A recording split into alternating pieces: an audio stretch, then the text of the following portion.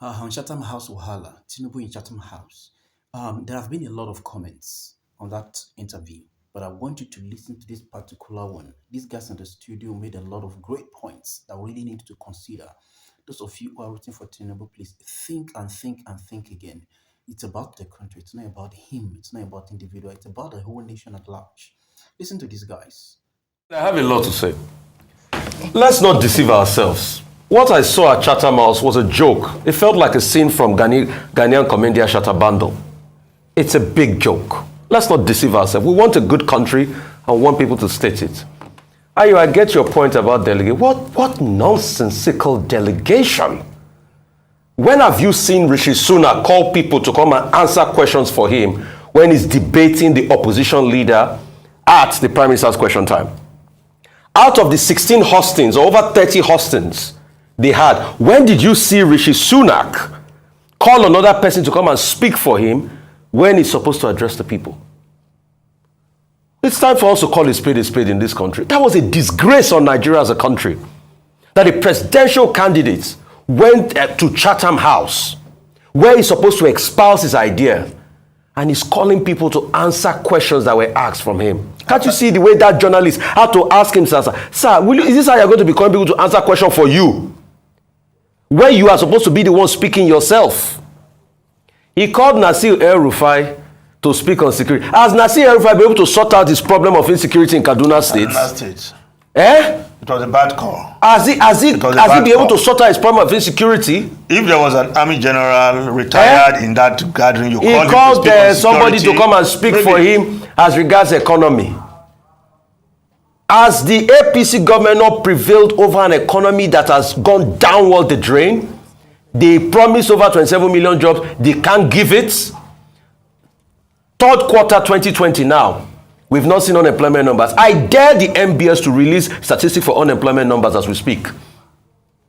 I feel ashamed as a Nigerian.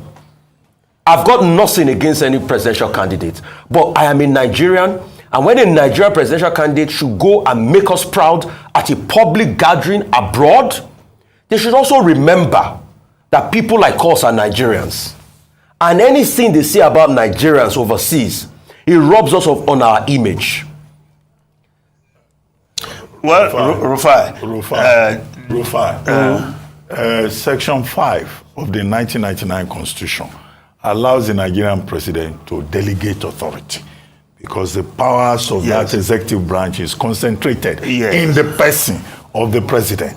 But as Rufai said, people should not, did you say chicken and egg or something? Counting their chicken before they are people should not count their chicken I said that. before they are out. So when a man wants to lead, he's coming for an exam. People want to assess you. Yes. My friend, you do the questions yourself. If you ask other people to come and ask, that is called cheating. Cheating. The invigilators will be wondering whether you know what you are putting yourself into. And the buck stops. Have other people not gone to this Chatham House and answer questions themselves? So an ideal situation is, because I have been even in the private sector at top level meetings where the CEO would delegate to the head of a business to respond to it. Yes. So however, let me land. However, as you mentioned, the buck does stop with the CEO, and he's able to articulate himself on every issue, even if not as from an expert perspective, but have an overview to respond as all other candidates have done. So that's where I'll fault that. I don't think he's not able to delegate for a better response, especially if they are members of his team. However, I do think that he ought to have been able to speak to every single issue and ask for an in-depth response from his surrogates. But in terms of I'm happy to see a candidate presenting for his team forward that these are my potential team members who are going to help me take this nation to greater heights, because leadership is not by one person. It's not by an individual. Team members will still have to go to Senate. They will still have to go to Senate. Clearance. And Ayo, a shadow cabinet has been fully appointed already. It's different from this. These are campaign surrogates and friends. There's a huge difference with a shadow cabinet. In fact, a shadow cabinet, positions have been given already. That's why we have shadow Brexit minister, shadow chancellor of the exchequer, shadow this, shadow that. Positions have been allocated. But Dr. What Bati, positions were they allocated? Dr. Bati said police minister, potential minister of police officer. No, he was just Potential joking. minister. He was just joking. No position will be I'm allocated. sure Nasir Rufai doesn't want to be police affairs minister. He will prefer the oil ministry. Ruben, two things. Look, we don't want a situation tomorrow. We will not hear that a cabal has hijacked our president. You know, we heard that. Yes. And now we are forming, whether you call it teamship, I don't know what that means, or in future we'll not be hearing that it's a cabal that is taking decision for our president. We don't want that. But from the performance of Asiwaju yesterday, Ruben, if you don't sympathize, I do. I can see why he cannot come to our town hall meeting. Who will answer all those questions for him? Will he be picking his team from the crowd to answer those questions? So I can answer straightforward questions. No. Yes, no. They are not. Were those questions yesterday not straightforward? They were straightforward questions. If you don't know how to tackle our security problems, the president, say it yourself.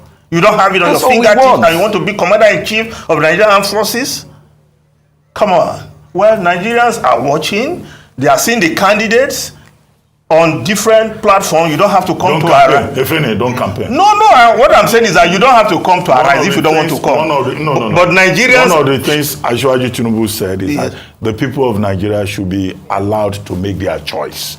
And I think that's an important point. He also accused some people of trying to use him to make money because he's marketable. Who wants to make money? He didn't mention did you know anybody. Heritage? He mentioned that the reason why he wouldn't attend town hall meetings, Why? It's a but that's brand not now. a valid They can- yes, that's not anybody a can- valid All we yes. just That want is is face the marketable. questions yourself. Thank you. To say much. You and I know what is good for this country. So, whatever decision you want to make as regard who to vote for, please think again. Whatever goes wrong in this country will definitely affect you. Take it or leave it. Forget the fact that you even have money. Forget the fact that you have your own business you are doing. If the economy is down, you will forget that you're a politician or you're a businessman or you're having your own money. You will forget. And think of the future of your children, your unborn children, your grandchildren. So, in making your decision, please don't have individual in focus, have the whole nation in focus. God bless you guys. Please do subscribe to my YouTube channel. I really appreciate that. Thank you.